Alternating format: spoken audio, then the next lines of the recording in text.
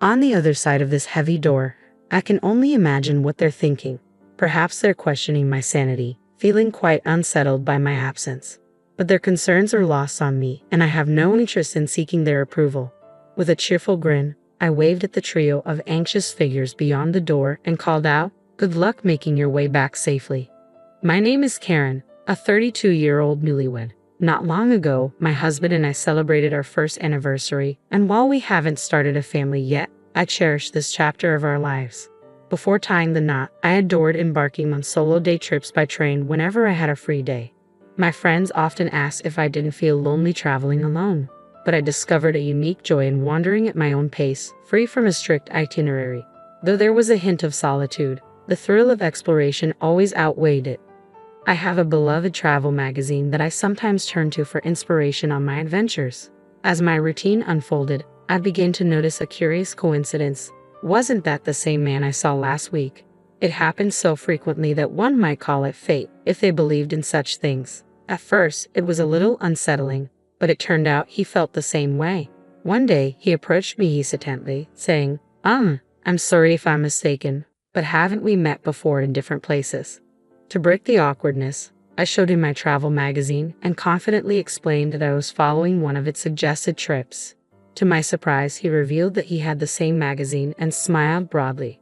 "That's how I met Mason, my future husband. He was captivating with a carefree approach to travel, always packing light for his journeys while I tended to over-prepare."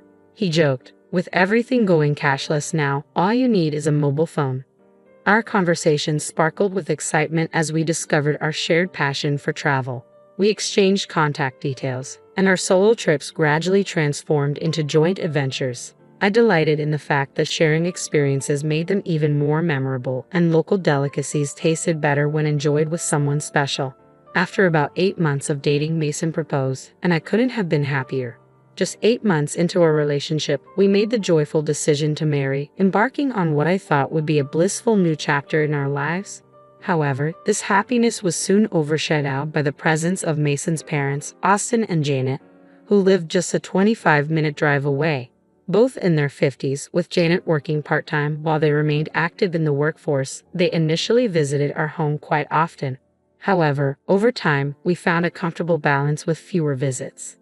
Our post-wedding life included regular trips to various tourist spots, continuing a tradition we both loved. Recently, Mason embraced a minimalist lifestyle, carrying only his mobile phone and leaving his wallet with me. "It feels so light, I hardly look ready to go out, do I?" he joked with a satisfied grin. I silently wished he would at least carry his wallet, but it was a minor inconvenience. Then one ordinary day took an unexpected turn when Mason casually suggested, "By the way, my parents' wedding anniversary is coming up. How about we invite them on our next trip?" I felt a sudden tightness in my chest at the suggestion, but I forced a smile and replied, "Yes, that sounds great. We haven't seen Janet and Austin recently anyway." Mason, oblivious to my discomfort, didn't notice the strain in my expression. The next day, when I called his parents to extend the invitation, they were thrilled. "I guess I have to give it my best shot," I thought, bracing myself. Honestly, I find it challenging to be around my in-laws. They aren't unpleasant people. We just don't seem to mesh well. I'm quite reserved and prefer calm environments, while they are the epitome of high energy, which can be overwhelming for me. The first time I met them, their boisterous enthusiasm took me by surprise. "Nice to meet you. I'm Mason's mom, and this is his dad," they declared with the gusto of stand-up comedians, causing me to tense up involuntarily. Later, when the four of us, Mason, his parents, and I, went out for dinner, they chose the restaurant. I wondered if it was one of their favorite spots, given their enthusiastic choice. When we arrived, I was greeted by the sight of an all-you-can-eat buffet. The idea of meeting their son's girlfriend for the first time in such an informal setting made me chuckle to myself. "We've been so anxious today that we haven't eaten anything since this morning," Janet exclaimed, her beaming smile seemingly immune to any nerves. "That's right, we need to get our money's worth," Austin chimed in, revealing the true reason behind their skipped breakfast. Their loud voices drew discreet chuckles from other diners, making me feel a bit embarrassed and eager to leave. I glanced around, hoping Mason shared my discomfort, but to my surprise, he had already headed off to get food. Not to be outdone, His parents also jumped up, ready to load their plates as if preparing for a long winter's hibernation. Watching them, I couldn't help but wonder, can I really become a part of this family? I managed only a strained smile amid their boisterous energy, finding myself barely able to touch my food as I wrestled with doubts about my future with Mason. However, my apprehension softened a bit when they affectionately remarked at the end of our meal, "What a wonderful girlfriend Mason has. He may be a bit awkward, but please take good care of him, Karen." Their sincere words warmed my heart. I loved Mason, and despite their overwhelming nature, I believed his parents meant well. When Mason proposed a few months later, I accepted without hesitation, convinced of our bond. Yet it turned out I wasn't as skilled at reading people as I thought. At our wedding, Mason's parents seemed to overlook the solemnity of the ceremony. Their attention instead focused on the buffet, much to my own parents' dismay. Mason's brother Brian appeared to be the only one aware of the awkwardness. "I'm sorry my parents showed such an embarrassing side," he confessed, his face flushed. "It's really shameful." I learned from Brian that he lives alone and has a somewhat strained relationship with our in-laws. They once complained, "That boy is always so noisy with his complaints." Just recently, he had boasted about buying several eggs despite a one-per-person limit, to which I had scolded him. "Annoy," he retorted. "Don't you feel guilty about benefiting yourself at the expense of others?" Hearing that made me realize the complexities of our new family dynamics. I couldn't help but wonder, isn't that a fair point? What's wrong with expecting a little consideration? My thoughts were stirred by a recent visit from my in-laws, Janet and Austin, to our new home. They arrived empty-handed, which wasn't an issue, but soon began rummaging through our shelves. "Isn't this the snack they're advertising on TV? I've been dying to try it. Oh, and this one too." They treated my carefully chosen snacks as though they were on a scavenger hunt. Mason, ever so nonchalant, told them, "If you want them, take them home." "That's fine, right, Karen?" I wanted to express my frustration right then and there, but all I managed was a forced smile. It was becoming clear that my in-laws were quite the moochers, their constant casualness wearing me down. The demands of "I want this" and "give me that" wore me down in the early days of our marriage. They visited weekly, and each encounter left me feeling increasingly on edge. One day, I finally couldn't hold back my irritation any longer. "Mason, don't you think there's something off about Janet and Austin? They're kind of overbearing." My frustration boiled over into a full-blown argument, and Mason seemed genuinely perplexed by my anger. "No, not really. They've always been like this." "Don't worry about it," he said, patting my shoulder. That only fueled my irritation further. "You kidding me? If this keeps up, I'll consider a divorce." My raised voice alarmed Mason, and he quickly intervened to put a stop to his parents' intrusive visits. Whatever he said to them worked, because our home life returned to a semblance of peace. However, the thought of traveling with them still made me anxious. On the day of the trip, I was taken aback to see them waiting, seemingly ready. "It's been a while. I heard you've been busy with work. It must be tough," Janet said, trying to make conversation. Despite her words, I was far from calm, especially when I noticed something odd. Janet and Austin, where's your luggage?" On closer inspection, I realized they hadn't brought anything with them, not even for a day trip. "Isn't it normal to bring at least a bag?" I asked. "We wanted to be ready to move quickly," they explained, leaving me bewildered and bracing for whatever might come next. As I complained about a sore shoulder, the response felt all too familiar and only added to my confusion. The trip unfolded just as disastrously as I had feared. Soon, it became clear that my in-laws had conveniently forgotten their wallets, feigning surprise with a casual, "That's strange, isn't it?" I watched them play innocent, and my unease deepened. I found myself contemplating whether it would be better to cut the trip short or cancel it altogether. Unfortunately, my concerns fell on deaf ears. An exasperated Mason reassured me, "My folks have always been like this. I'll cover for them, but I'll make sure they pay me back." It seemed the trip would proceed as his parents laughed and offered hollow apologies. All I felt was disgust. Even after we arrived at our destination, their rudeness continued. At a store, they complained loudly about the lack of free samples, exclaiming, "Wow, stingy, huh?" When I bought a drink and hadn't even taken a sip, Janet asked, "Can I have a sip? I'm thirsty too." I can't believe I forgot my wallet.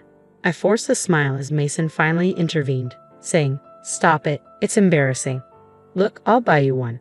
Overhearing this, Austin muttered under his breath. What a stingy woman. I bristled at his lack of compassion, thinking bitterly, I could say the same about you. I should have walked away then, but my stubbornness kept me there.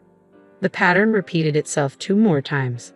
After seemingly enjoying our first trip, Janet contacted Mason to plan another. When I saw them at the station platform again, a chill ran down my spine. This time, they remembered their wallets. But when it came time to pay, Austin exclaimed, "Oh no, this is the wallet I used before." I rushed out in such a hurry. Their blatant lie was something only Mason seemed willing to believe. On the 3rd trip, they forgot their wallets again. By then, it was clear their forgetfulness was intentional. I confronted Janet directly, asking, "Excuse me, but did you deliberately forget your wallet? You never intended to pay, did you?" My accusation made her face flush with anger, and Austin snapped back, "What a rude woman." Apologized to Janet. Fueled by long-held frustration, I stood my ground. "No way, both of you are just too greedy." Caught in the heated exchange, Mason appeared at a loss while curious tourists around us began to watch the spectacle. Noticing their gazes, Mason felt embarrassed and finally pleaded, "Stop it, please." Overwhelmed by the entire ordeal, I broke down in tears, feeling utterly disillusioned. As the confrontation reached its peak, the in-laws' reaction took an unexpected turn. Janet rushed over to a tearful Mason and, with Austin silently by her side, said, "I'm sorry, Mason. It was my fault. You're so kind to cry for me." I stood there, bewildered by their melodramatic response, my mind racing with one clear thought. This is impossible. All I could think was that I wanted a divorce as I watched tears stream down Mason's cheeks. Sensing the gravity of the situation, his parents lost their previously combative demeanor. "Karen, we know we're often in the wrong," they admitted. "It's Mason's money, but we've still taken advantage of him." Their repetition of "it's Mason's money" dripped with a sarcasm that revealed their lack of genuine remorse, confirming my suspicions that their forgetfulness about their wallets was intentional. Janet casually referred to Mason's money, oblivious to the fact that Mason and I both contributed to our finances. His salary was only slightly higher than mine, making our incomes nearly equal. Every outing with the in-laws recently had ended with them wanting something. "I want to buy this too. Maybe some gifts for the neighbors as well. What's that? Looks tasty. Hey Mason, buy that for me." Their endless demands had racked up shockingly high bills on Mason's credit card, and we had been living primarily off my salary for the past few months. At the time of our marriage, I had viewed our finances as shared, believing in spending within our means and not burdening each other.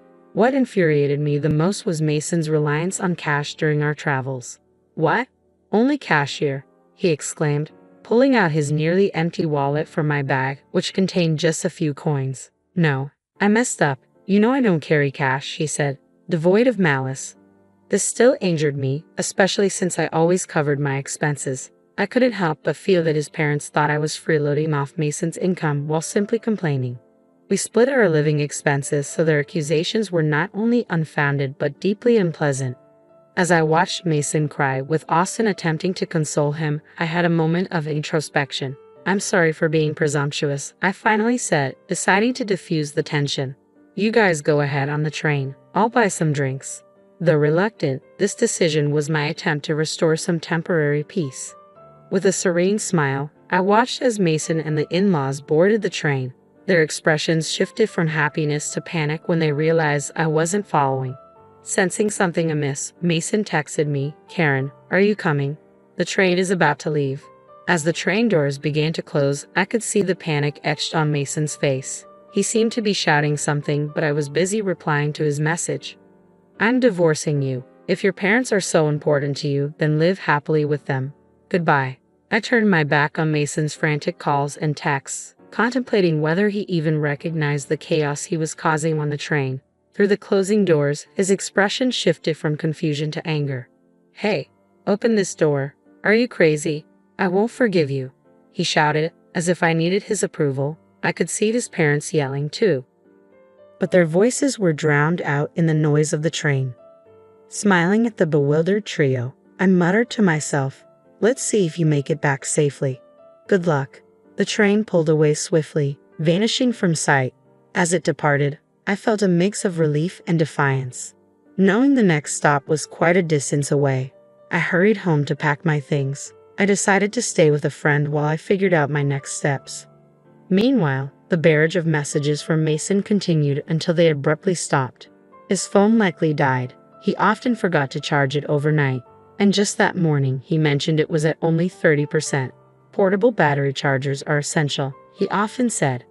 Ironically, his essential charger was in my bag, along with his wallet. As I discussed my situation with my friend, my phone rang unexpectedly. It was Brian, Mason's brother. "Karen, I'm sorry. Did something happen?" he asked. Brian explained that Mason's phone had run out of battery, and in his panic, he had dropped it, shattering the screen. Unable to contact me, the desperate in-laws turned to Brian. Instead of probing, he listened as I recounted everything about Mason and his parents, speaking without restraint.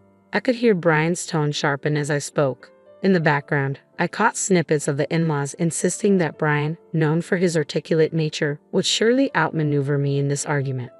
After I finished, Brian snapped, his voice taking on an authoritative edge. "Hey, you scoundrel. Are you stupid?" When Brian grew truly angry, his imposing demeanor surfaced. As the voice of reason, his words carried weight, and the in-laws' loud bickering echoed in the background. Choosing that moment, I quietly ended the call. Though Mason had initially been unsettled by the idea of divorce, my firm stance, communicated through a lawyer, led him to reluctantly accept the separation.